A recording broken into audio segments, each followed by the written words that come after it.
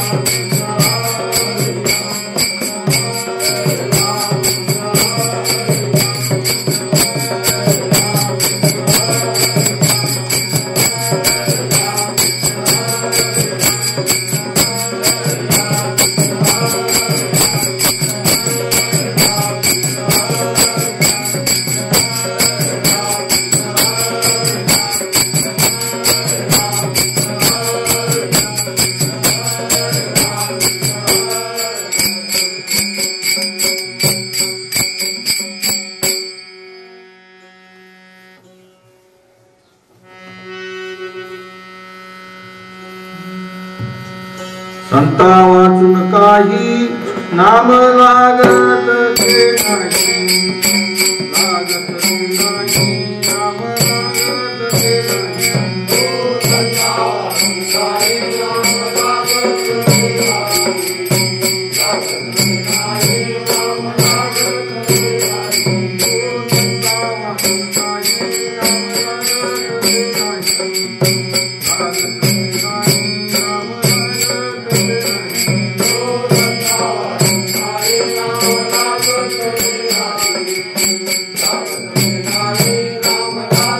ते नाही,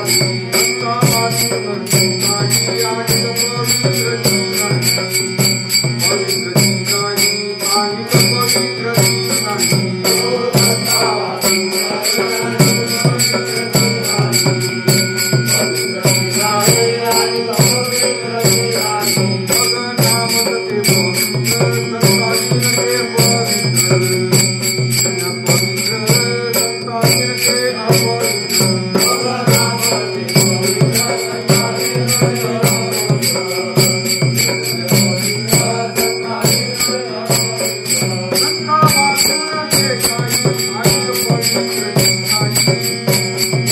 नाही.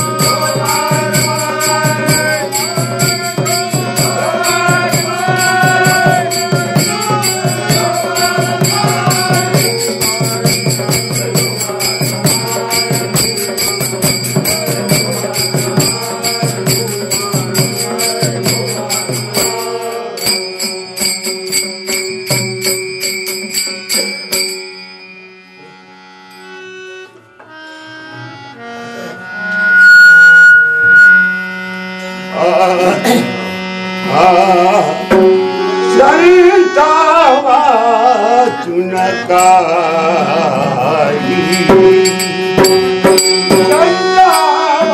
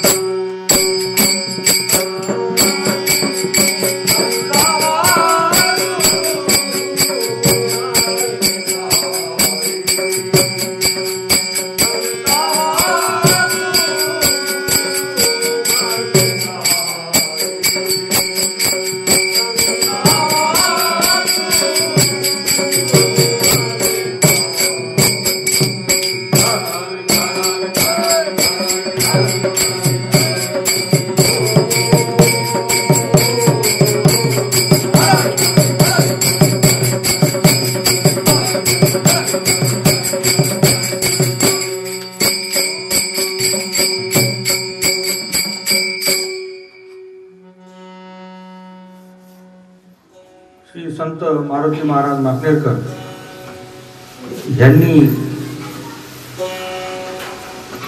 केलेले हे मूळ कीर्तन आहे 374 आणि ज्या दिवशी केलं त्याची तिथी आहे ज्येष्ठ शुद्ध एकादशी दिनांक 1/6/1936 ह्या साली मारुती महाराजांनी केलेले हे कीर्तन आहे ते मी आपल्या समोर वाचून दाखवत आहे. रात्रीच्या कीर्तनाचा विषय महाराजांनी कलियुगावरती जो घेतला त्याच प्रकारे आता कलियुगात काय होत आहे आणि काय होईल रात्री बराचसा भाग त्यांनी सांगितला. त्याच्यामध्ये महाराजांनी सांगितलं की कलियुगामध्ये जी आपण भक्ती करतो ही भक्ती श्रेष्ठ नाही. श्रेष्ठ भक्ती तीच आहे की संतांचे नाम. आता नाम घेण्याची पद्धत आहे. नुसतं नाम घेत राहिल्याने महाराज त्याच्या कीर्तनामध्ये उदाहरण देतात की बकऱ्या चालणारा जो असतो तो दिवसभर हरी हरी म्हणतो. मग हरी हे परमेश्वराचंच नाव आहे. मग त्यांनी काय सिद्धी होते. मग आपली गती कशाने होईल हे महाराज सांगतात. कारण जीवाची गती झाली पाहिजे ना. जीव सगळेच आहेत. सगळे जीव जन्म घेतात. जीव का जन्म घेतो हे सुद्धा महाराजांनी कीर्तनात सांगितलेलं आहे. तो विषय आपण नंतर पाहू. देह कसा निर्माण होतो, जीव कसा निर्माण होतो, जीव अमक्याच ठिकाणी जन्म का घेतो हे सुद्धा महाराजांच्या कीर्तनामध्ये त्यांनी सांगितलेलं आहे. तर आपली गती कशाने होईल हे आजच्या कीर्तनामध्ये सांगितलं. कारण हरिपाठामध्ये महाराज म्हणतात गोड गोड बा हरीचे नाम, गोड गोड बा हरीचे नाम, साधू संतांचा बा नित्य नेम. साधू संतांनी नित्य नेमाने काय केलं? नामच घेतलं. कारण नामदेव महाराज म्हणतात नामा वाचून साधन नाही या कलियुगात, व्यर्थ श्रम होती पाहता अनेक मत. अनेकांची मतं जर तुम्ही पाहत गेले तर तुमचा उद्धार होणार नाही. त्याच्याकरिता एक सोपा उपाय संतांनी सांगितला की कलियुगामध्ये नाम श्रेष्ठ आहे. संतांच्या नामस्मरणाने म्हणजे काय, त्यांचे कीर्तन मनन, त्यांचे अर्चन पूजन यांनी भक्ती होते. भक्ती होण्याचाही प्रकार आहे. भक्ती म्हणजे कशी कराल भक्ती? एखाद्याने सांगितलं भक्ती काय कराल भक्ती? आपण हिंदू आहोत, आपल्यालाही हिंदू धर्माचे नियम माहित नाही. हिंदुस्थानात आपण राहतो, पण हिंदुस्थानामध्ये बऱ्याच लोकांना माहिती नाही की आपण हिंदू कशामुळे आहोत. आहे कोणाजवळ उत्तर याचं? हिंदू कशामुळे म्हणवतो आपण? महाराजांनी त्यांच्या कीर्तनामध्ये तो विषय नंतर येईल. तर महाराज आजच्या कीर्तनात सांगतात पूर्वीच्या काळी देवाचा शोध नव्हता. देव कशाला म्हणतात, काय म्हणतात हे कोणालाही माहीत नव्हते. हा फार वेदापूर्वीचा काळ आहे. वेदांच्या पूर्वी लोक कोणी सूर्याला देव म्हणत, कोणी अग्नीला देव म्हणत, कोणी पाण्याला देव म्हणत. त्यानंतर एक जनक राजा होऊन गेला. जनक राजा विधेय होता. त्याला 500 बायका होत्या, पण तरी तो विधेय होता. संसारात राहूनही तो विधेय होता असं त्याचं वर्णन आहे. तर या सभेमध्ये, जनक राजाच्या सभेमध्ये हा शोध लागला की आत्माच हा देव आहे. याच्या पलीकडे कुठेही देव नाही. आणि त्या आत्म्याचा शोध कसा लागतो? आत्मा हा शरीरामध्येच आहे. आणि शरीरामध्ये असल्यानंतर तो कसा प्राप्त करावा, काय करावा? मग त्याच्यासाठी मोठमोठ्या ऋषींनी तप केले, सायास केले, आत्म्याचा शोध लावला. आणि आत्म्याचा शोध लावल्यानंतर त्याला ही नावं दिली. राम, कृष्ण. देव हा रामकृष्णांच्या पूर्वीचा आधी अनादी आहे, अनंत आहे. याचा कधीही शोध लागलेला नाही.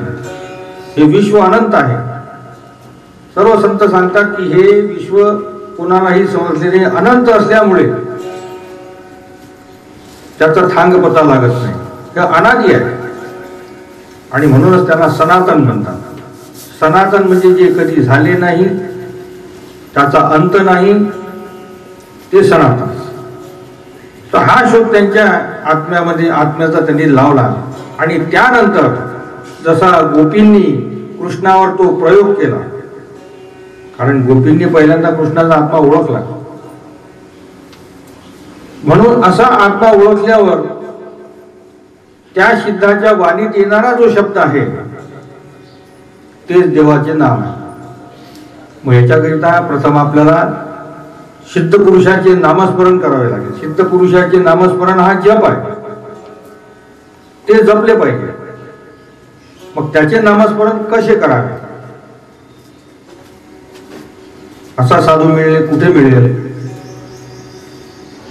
सिद्ध पुरुष कुठे मिळेल याचा प्रथम महाराज म्हणता शोध घ्या. कारण पश्चिम बंगालमध्ये जी राणी होऊन गेली ती सांगते, मदालसा म्हणतात. मदालसा, ती मदालसा म्हणते उठरे जाई पुत्रा आता तीर्थे तू हिंड, तेथे साधू आणि संत असतील उदंड, त्या माझी आत्मज्ञानी जो कान बोले वितंड, तो तू गुरु करी, तो तू गुरु करी तुझं बुजवील प्रचंड. असा त्या साधूचा तुम्ही शोध घ्या. ही मदालसा आपल्या पुत्राला उपदेश करते. उठ रे जाई पुत्रा आता तीर्थे तू हिंड.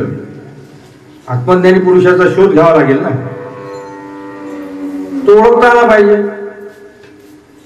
मग ओळखता जर येत नाही तर महाराज म्हणतात असा जर साधू मिळत नाही तर मग आपण आपल्या संसारात राहा, आपला संसार चांगला करा. कारण भक्ती योग न साधल्यामुळे महाराज म्हणतात लोक संसारात भलतेच काही करतात. कारण त्याचा आत्मा संसारामध्ये त्याला मार्गदर्शन करत नाही. कारण संतांची सेवा घडली नाही, अध्यात्म काय आहे हे समजलं नाही. त्यामुळे आपण संसारात कोणी काही सांगतो, कोणी म्हणते हा जप करा, कोणी म्हणते हे व्रत करा, कोणी म्हणते ते तीर्थ व्रत करा, कोणी सोमवार सांगते, कोणी मंगळवार सांगते, कोणी बुधवार सांगते, कोणी कायचं व्रत सांगते.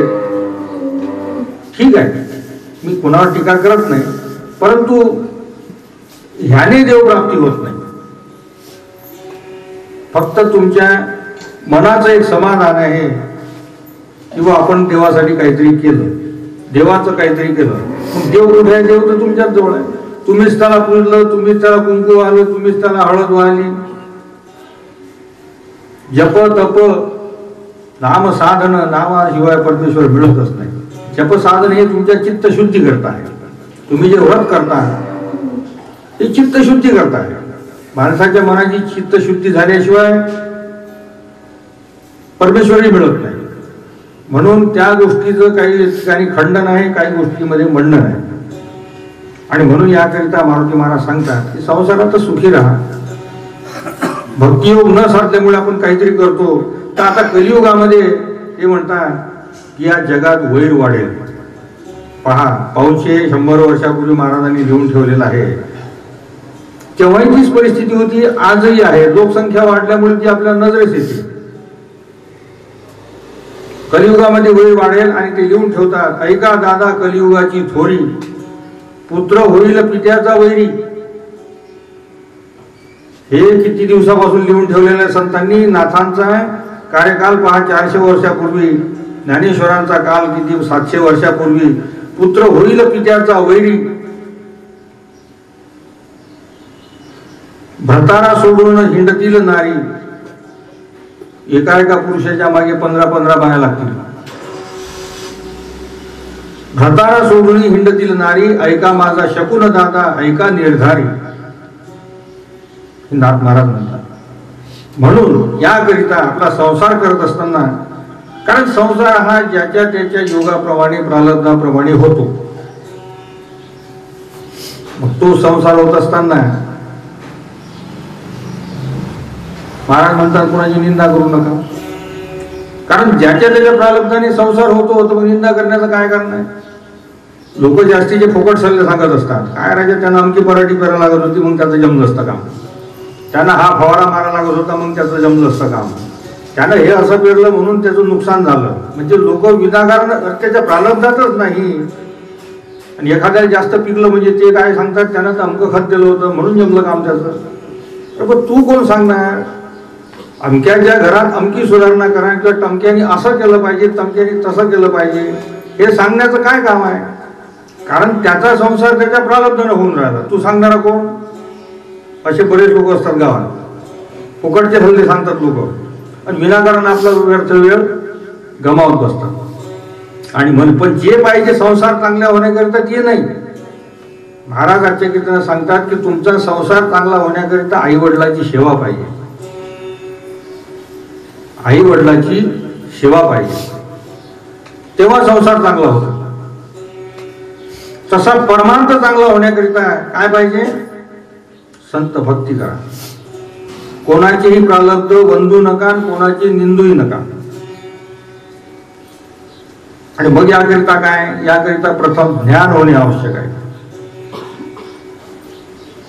कारण ज्ञान हे असं आहे की ज्ञानाचे शब्द हे तेव्हाही होते, आजही तेच शब्द आहेत. कारण ज्ञान हे महाराज म्हणतात, कृष्णही म्हणतात कृष्ण गीतेमध्ये, नाही ज्ञानेन सदृश्यम पवित्रमी हविद्यते. ज्ञानाशिवाय या जगात काहीही पवित्र नाही. ज्ञानाशिवाय या जगात काहीही पवित्र नाही. म्हणून याकरिता प्रथम ज्ञान होणे आवश्यक आहे.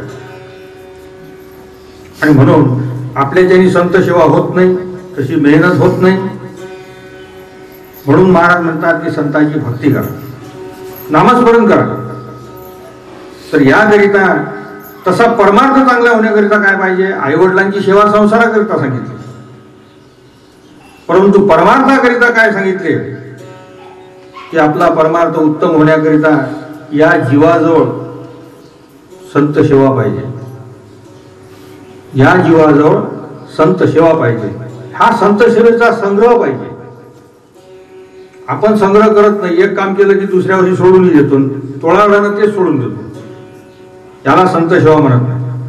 ज्याला आई बाबाची सेवा घडते त्याचा संसार उत्तम असतो. म्हणून नुसते नाम काम देत नाही. त्याकरिता जसं भाकर करायची तर काय पाहिजे? पीठ पाहिजे, पाणी पाहिजे, मीठ पाहिजे, तेव्हा भाकर होईल.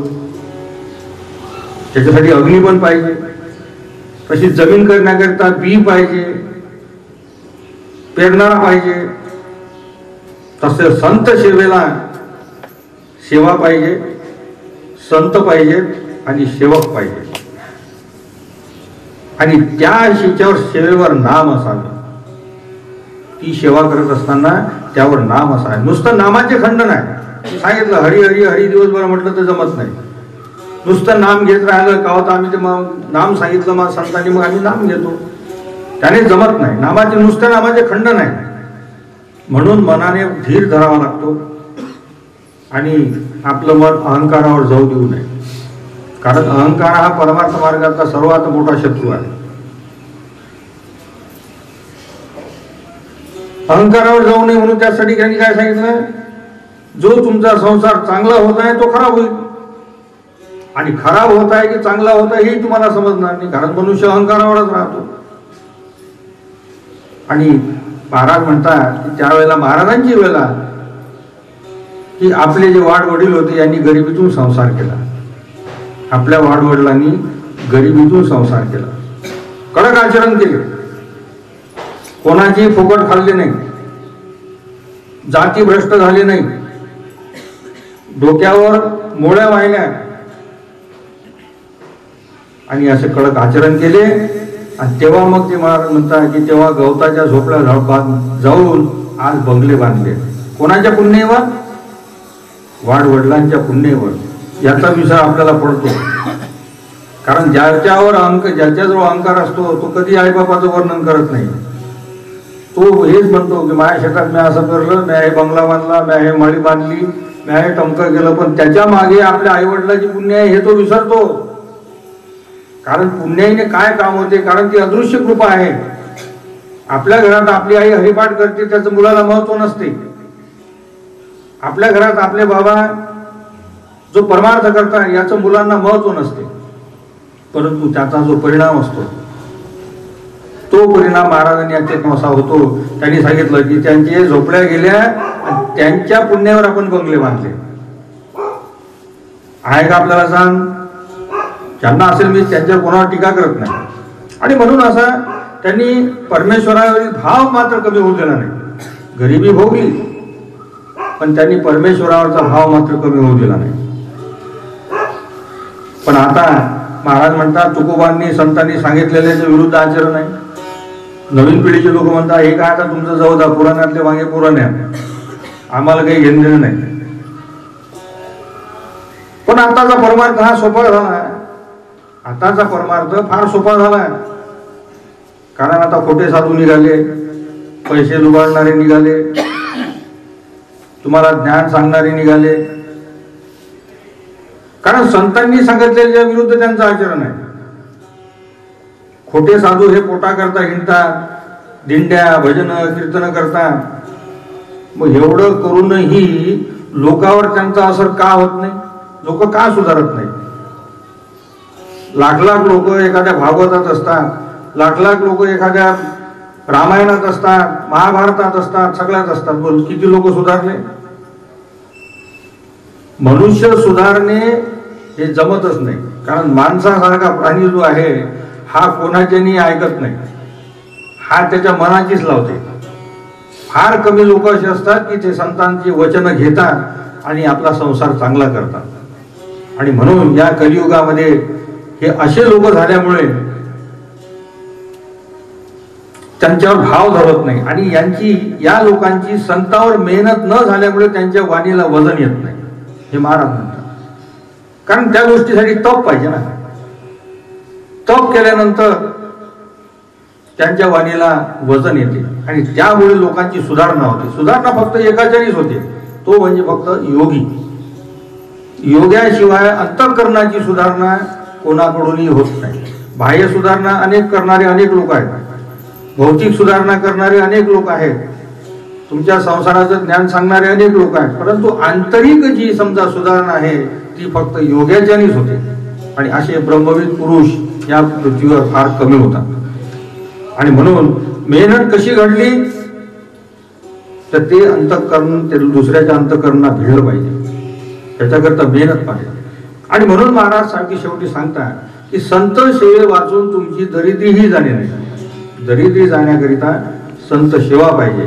हे आजच्या कीर्तनामध्ये महाराजांचा जो सार आहे तो थोडक्या शब्दात मी तुम्हाला सांगितला. आता त्यांच्या शब्दात त्यांनी हेच शब्द सांगितले आहेत, त्यांच्या शब्दात जे त्यांनी कीर्तन केलेले आहे ते कीर्तन आता आपण पाहूया. विठ्ठला विठ्ठला विठ्ठला.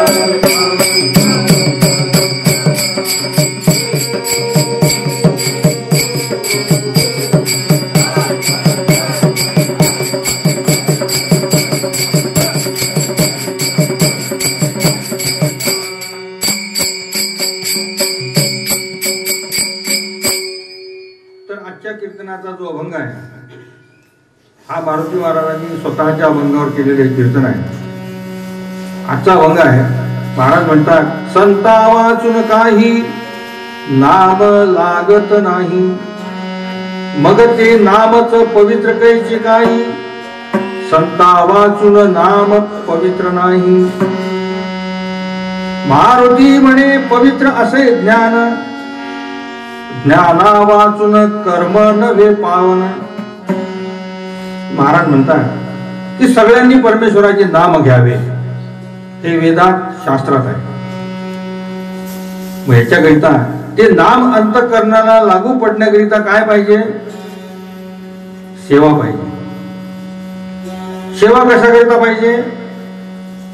सेवा दश इंद्रियांची मर्यादा राखण्याकरिता पाहिजे. कारण सेवेने ते अंतःकरणाला लागू पडते. पूर्वीच्या काळी ऋषी मुनी ही शिष्याकडून सेवा करून घेत आणि त्यात जो शिष्य टिकला त्याला वेदांत सांगत. शब्द तेच होते, तेव्हाही होते, आताही आहे. आणि त्याच शब्दामुळे ते त्या काळी ब्रह्मविद झाले. मग आता का होत नाही? आता का होत नाही तर शारीरिक मेहनत होत नाही.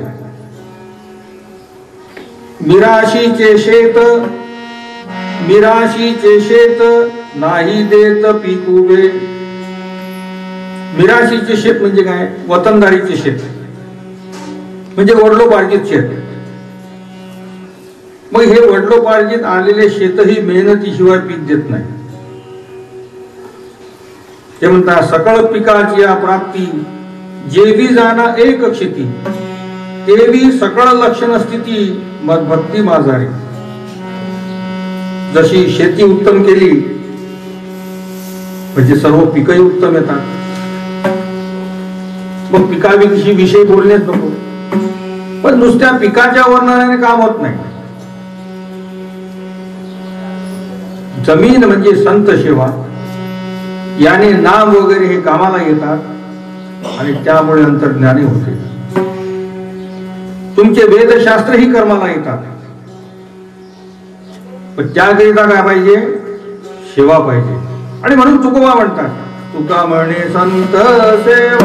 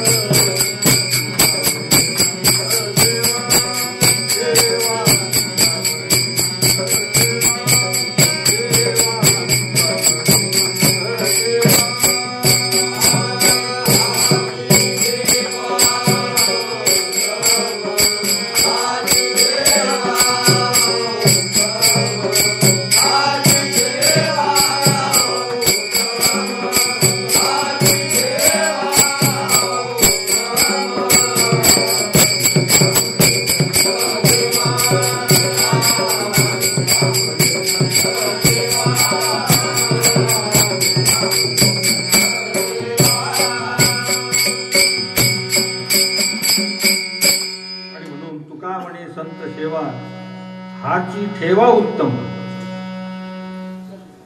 ज्ञानेश्वर, नाथ, तुकोबा, राम, कृष्ण वगैरेंच्या कामाला सेवाच आली.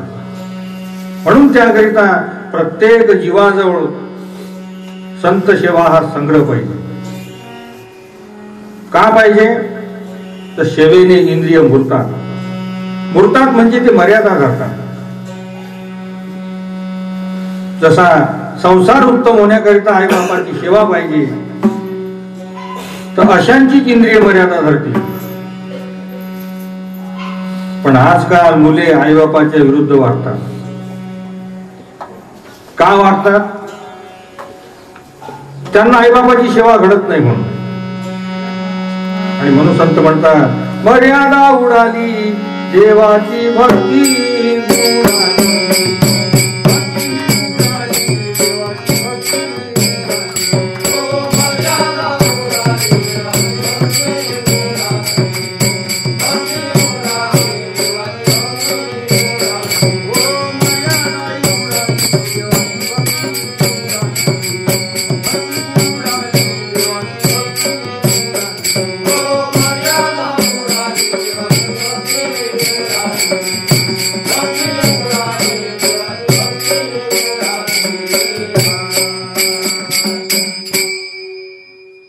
बापाच्या विरुद्ध वागतात तर का वागतात? महाराज म्हणतात त्यांना सेवा घडत नाही म्हणून.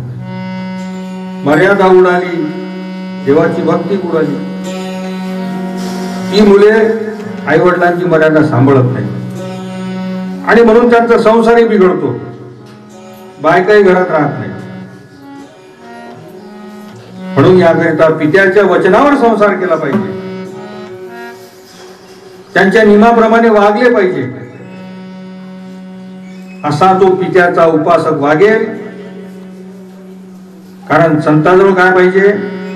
संतापाशी असावी बहुत मर्यादा.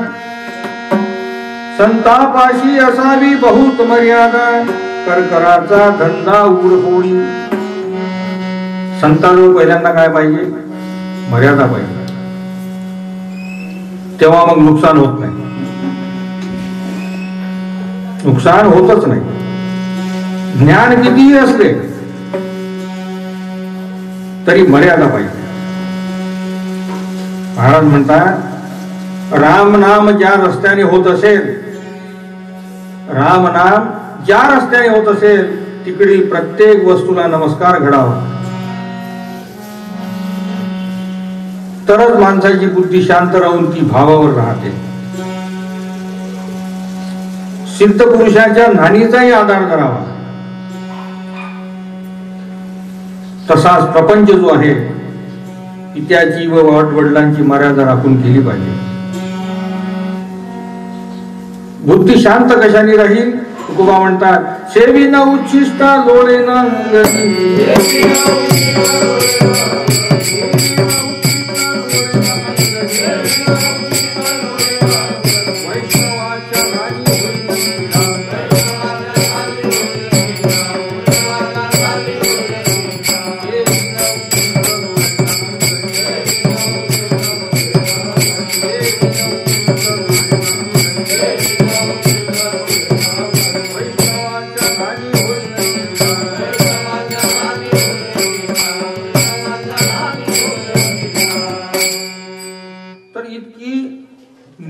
घडली पाहिजे.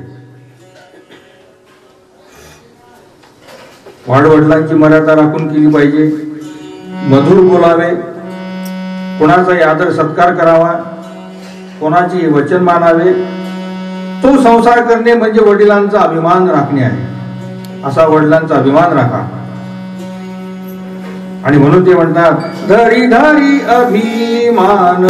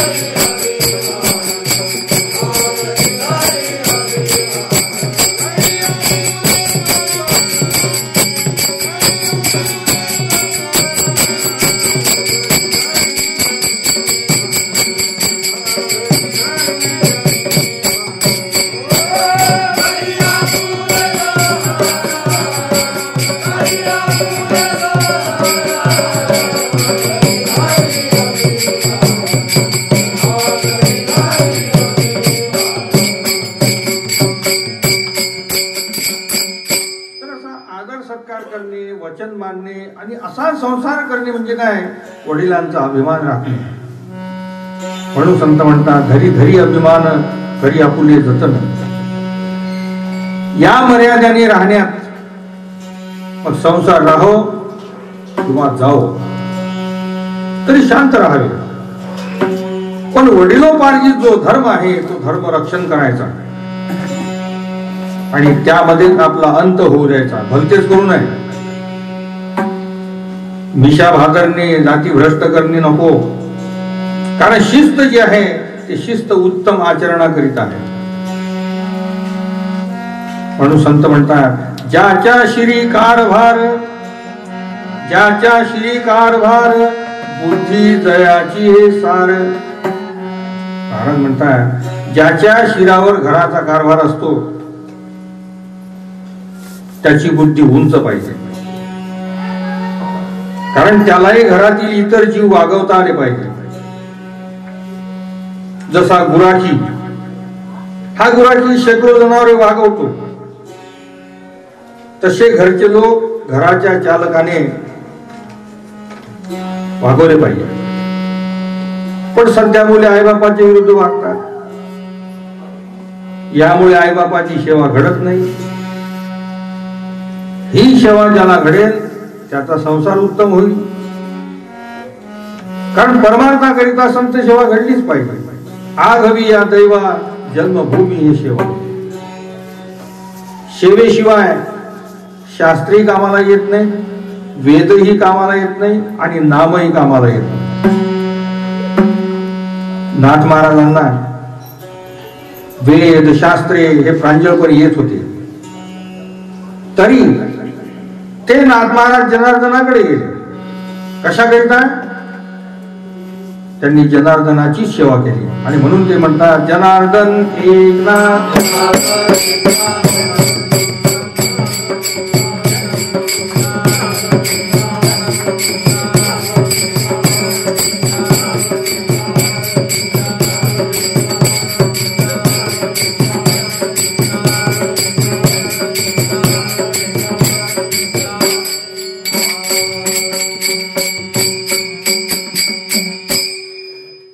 नाथांना वेदशास्त्रे प्रांजळपणे येत असूनही ते नाथ जनार्दनाकडे गेले.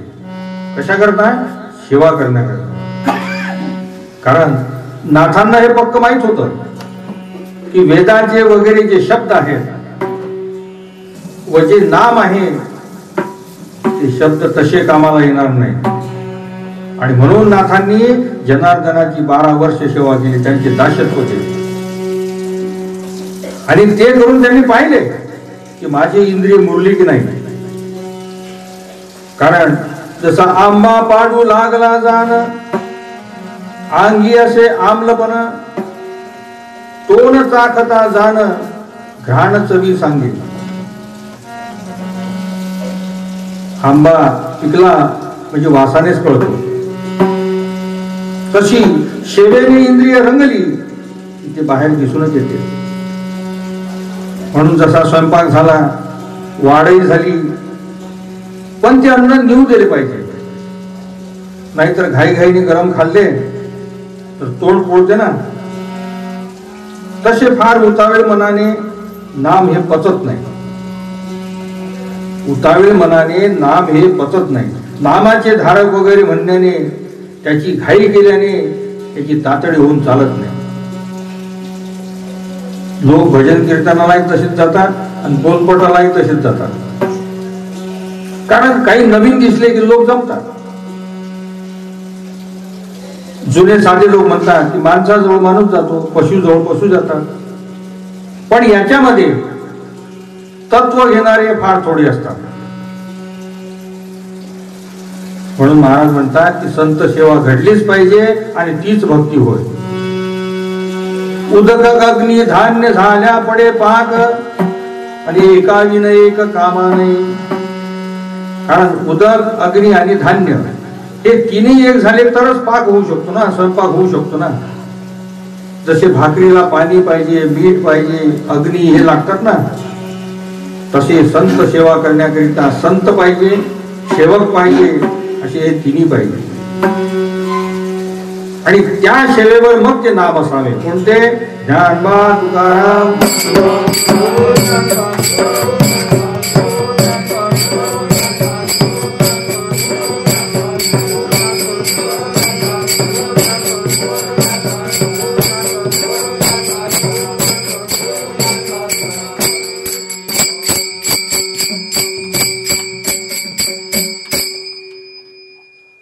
आणि म्हणून संत सेवा करण्याकरिता संत पाहिजे, सेवक पाहिजे आणि सेवा पाहिजे.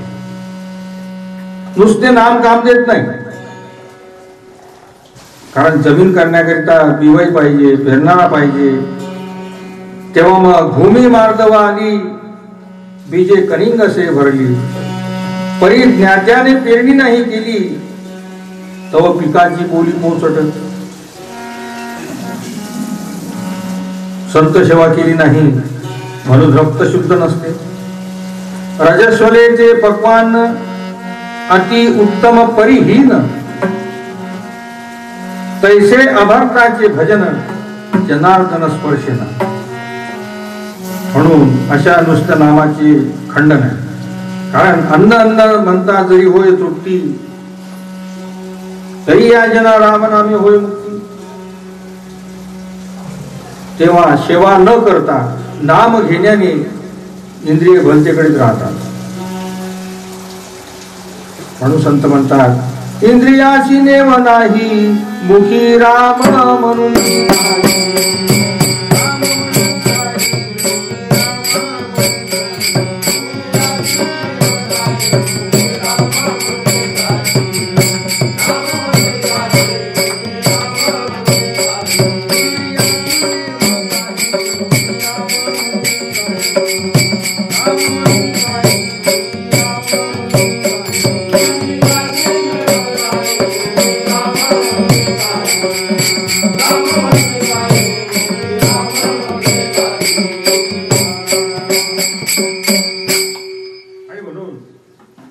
इंद्रियाशी नेम नाही आणि मुखी राम म्हणून काही. सेवेमध्ये इंद्रिय हे घासल्या गेली पाहिजे. आणि असा सेवेचा नेम नसल्यास दुसरे इंद्रिय ते कबूल करत नाही. सेवेचा नेम नसल्यास दुसरी इंद्रिय ते कबूल करत नाही. कारण सेवा जी आहे, सेवा ही रक्तामध्ये भावाची आली पाहिजे. आणि ती घडते तेव्हा नाम लागू पडते. पूर्वीच्या काळी ऋषी, वैद्य, राम, कृष्ण यांनी संतांची सेवाच केली. आणि अशी ज्यांनी सेवा केली, तुकोबा म्हणतात तो जीव धन्य आहे. म्हणून ते म्हणतात, काय म्हणतात? तुका म्हणे मज घडू द्या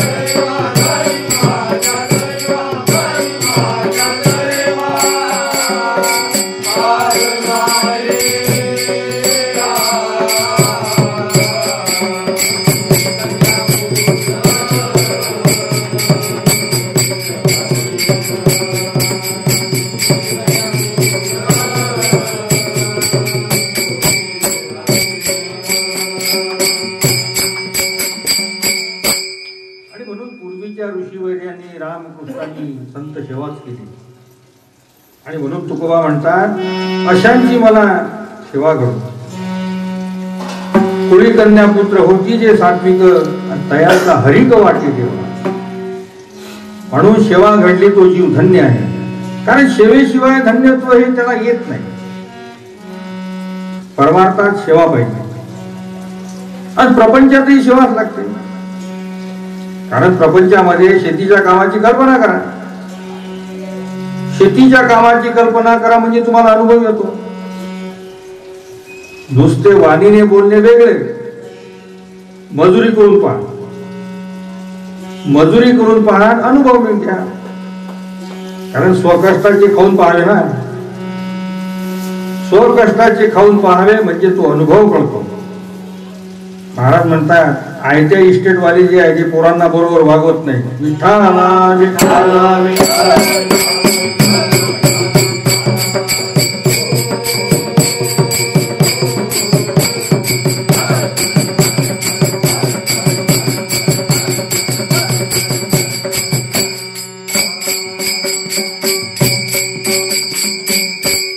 तर असे स्वकष्टाचे खाऊन पाहावे म्हणजे अनुभव कळतो. आयते इस्टेटवाले जे असतात ते पोरांना बरोबर वागत नाही. यामुळे काय, त्यामुळे हा फरक पडतो. जसे जमिनीची सेवा केलेली नसते, जमिनीची सेवा केलेली नसते म्हणून संसार वाया जातो. परमार्थातही तसेच दिसून असते. कारण कीर्तनाचा नामस्मरणाचा दम मारलेला नसतो. जैसा कष्टे स्वार्था तैसा कष्टे परमार्था तै तत्व ब्रह्मतत्वता खेळणे होय. इतके जर दास्यत्व झाले तर त्या दास्यत्वाने ब्रह्म हे तुमच्या पाया पडायला येईल. ब्रह्मज्ञान तया येते का कुळी.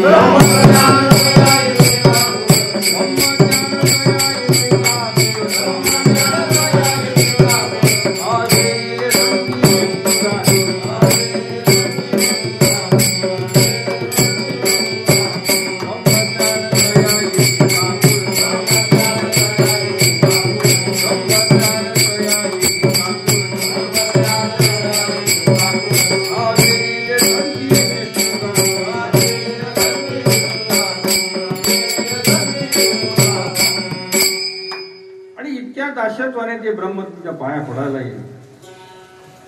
ब्रह्मज्ञान तया येते का कुळती अभेरिले संती विष्णुदाशी. पण मनाला धीर नसतो. मनाला धीर नसतो. जसे गवत पाहून म्हैस बोकांडते, गवत पाहून म्हैस बोकांडते त्याप्रमाणे घरेदारे पाहून एखादा पिसळतो आणि बोकांडतो, अहंकारावर जातो. आपण संसार जिंकला की हारला ही त्याला माहित नसते. महाराज म्हणतात जुन्या काळी एक खेळ खेळत असत. त्या खेळात कीर म्हणावे लागेल म्हणजे या धीरच धरावा लागतो.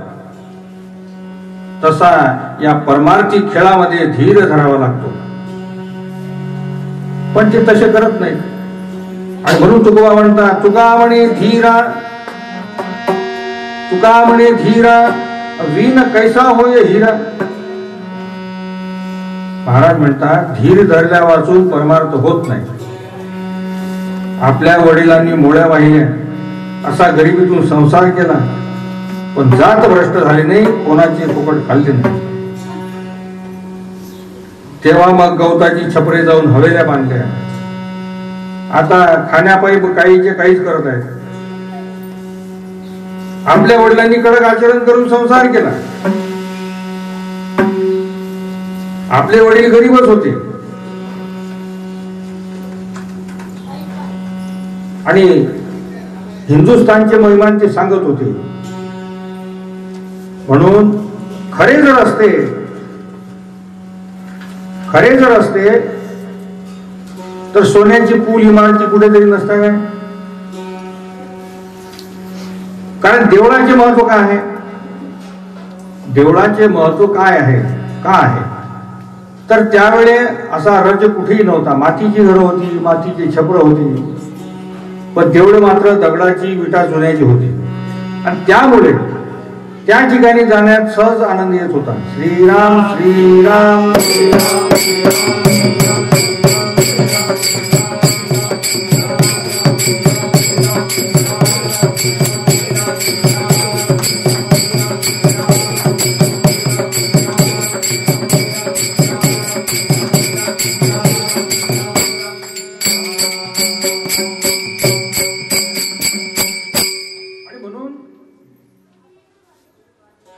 त्यावेळेस मातीची घरे, मातीची छपरे होती, पण देवळं मात्र दगड विटा चुन्याची होती. आणि त्यामुळे तेथे जाण्यास सहज आनंद येत होता.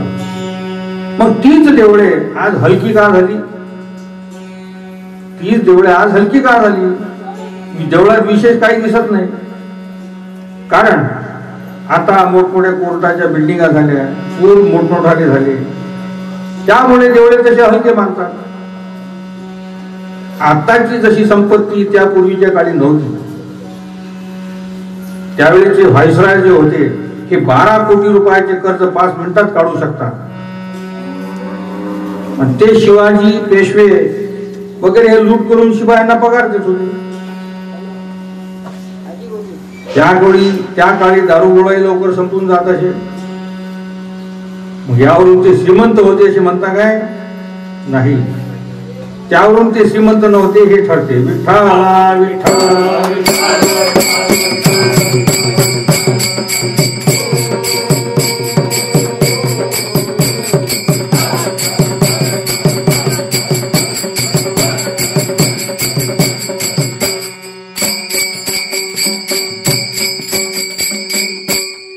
महाराज म्हणतात की महिमान सांगणे हे निराळे आहे.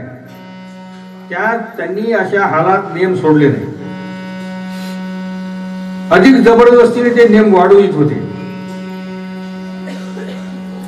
तरी धर्मावर त्यांनी निष्ठा जोरदार ठेवली, ते बाटले नाही. आता हिंदू आपोआप वाटून राहिले.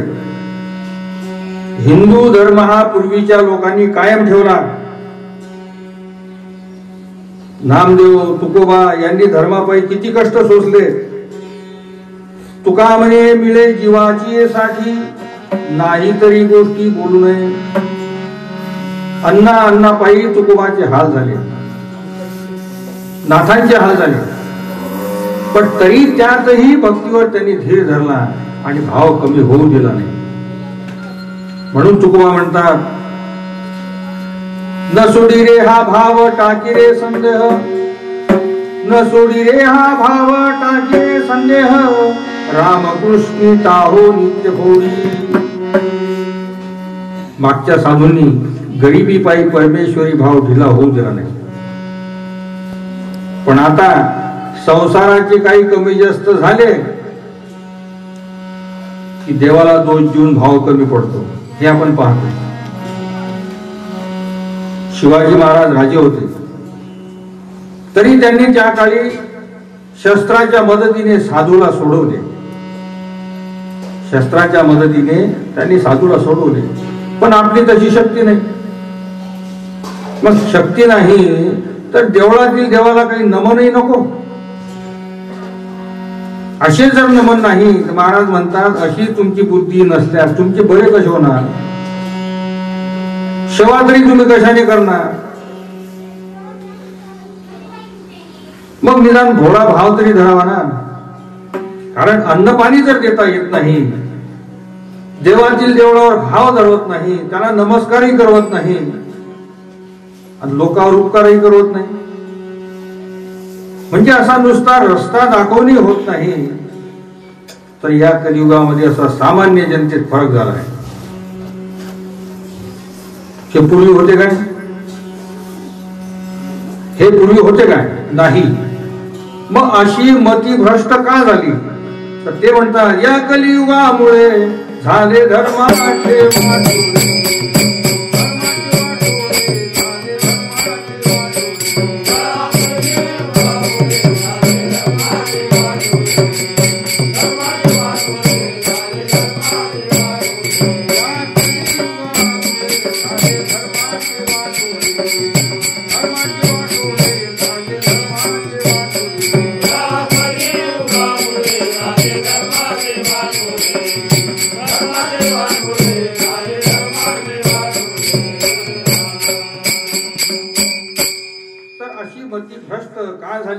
तर कलियुगामुळे झाले धर्माचे वाटोळे. आणि शास्त्रामध्ये हे लिहिलेले आहे, तसेच वेदातही आहे की भोळे राहून धर्म पाळला म्हणून त्यांचा वेल वाढला. भोळे राहून त्याने धर्म पाळला म्हणून त्यांचा वेल वाढला. तुम्हाला तर हिताची गोष्टही सांगत नाही. शेतीच्या सुधारण्याच्या गोष्टी व आपले कर्म हे आपले वडील दाखवत होते. आपले वडील आचार धर्मही ते सांगत होते, इमान शिकवत होते. आता तर भाऊबंधातही चांगले सांगत नाही. उलट आपल्या भाऊबंधाची काही सांगून पोरे बिघडून टाकतात. तुकाराम तुकाराम तुकाराम.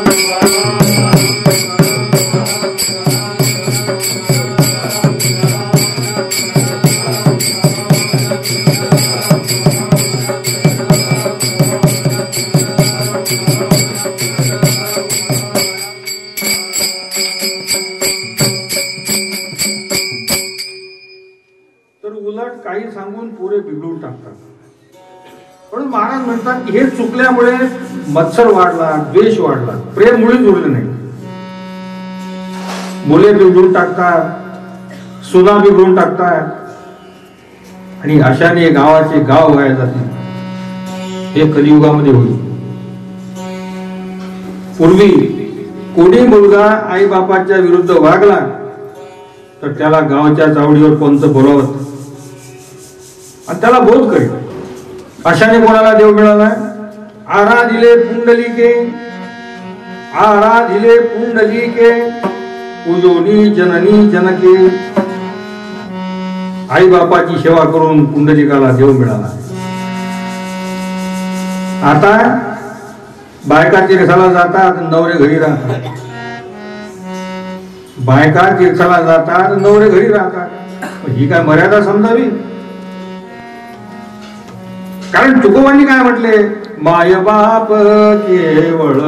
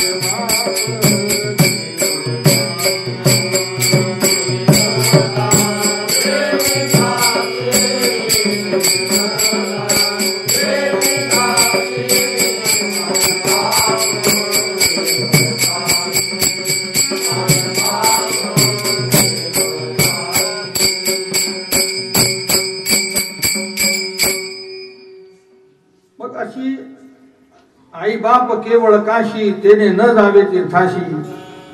आई बापाची मर्यादाच पालन केली पाहिजे हे तुकोबा सांगतात. पण आता या कलियुगात याच्या विरुद्ध वागतात. जो घरची मर्यादा सांभाळील तोच बाहेरची, तीर्थाची, संताची, रामनामाची वगैरे मर्यादा सांभाळेल.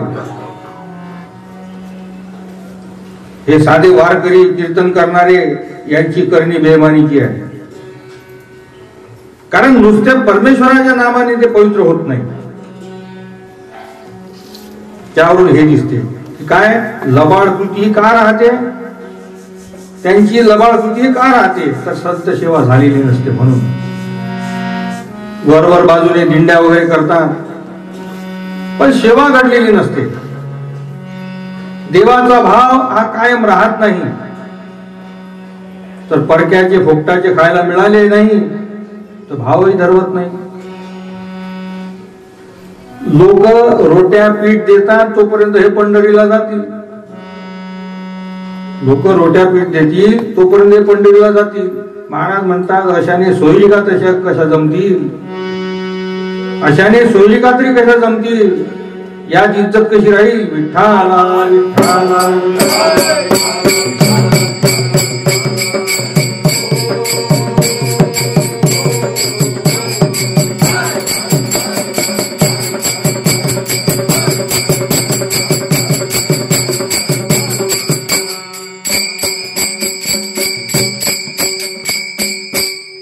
अशाने सोयी का तरी कशा जमतील. कारण यात इज्जत कशी राहील. भाव धरून संत सेवा घडेल तर राम नाम हे अंतःकरणात निघेल आणि तुम्ही योगी बनाल. कारण ते म्हणतात संत वाचोनी या नाम नये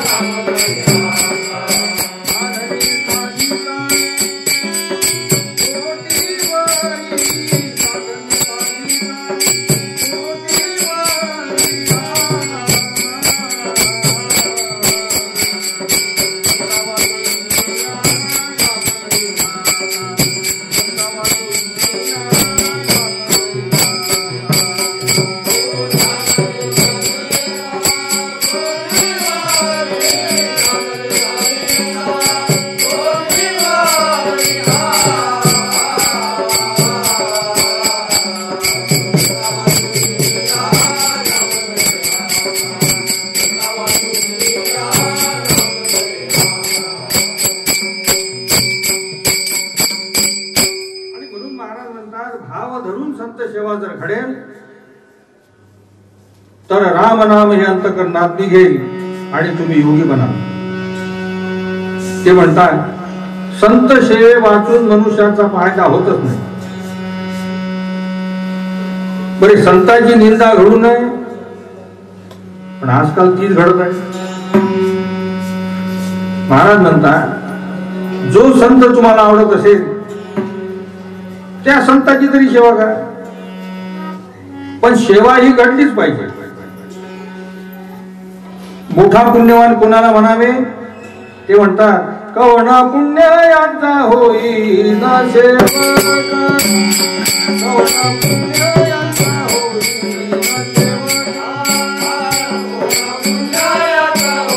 ना सेवा.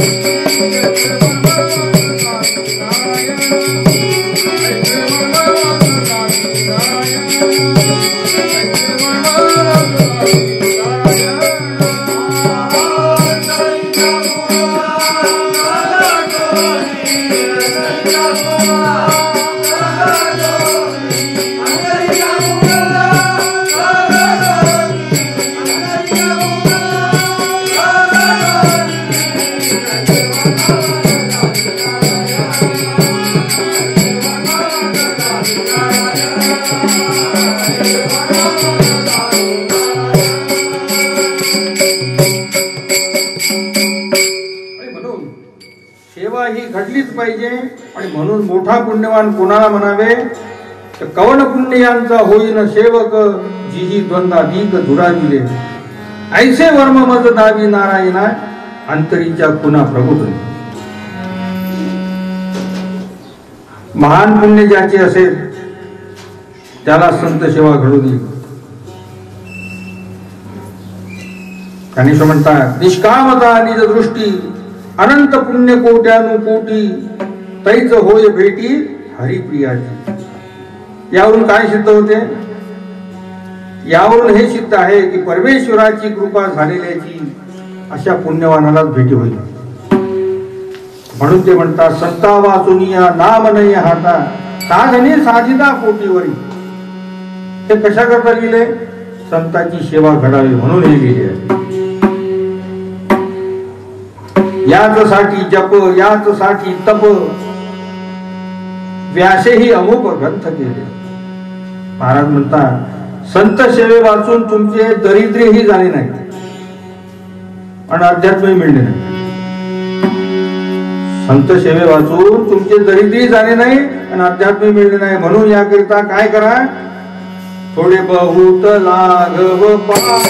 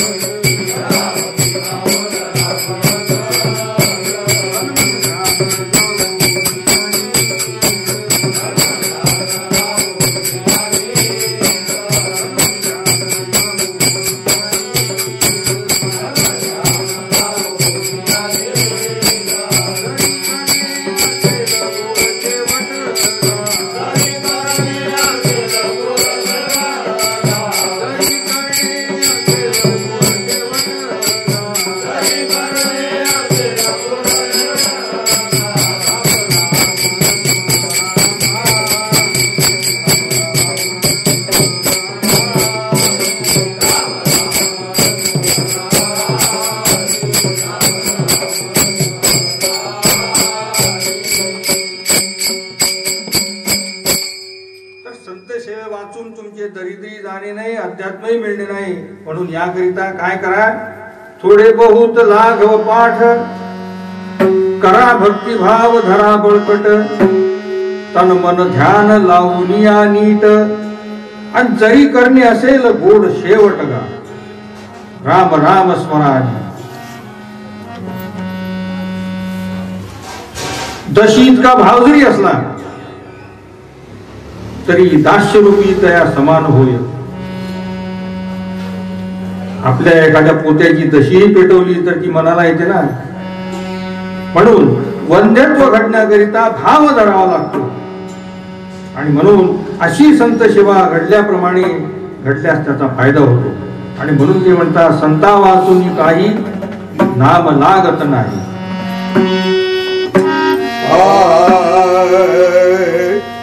संता वाचून काही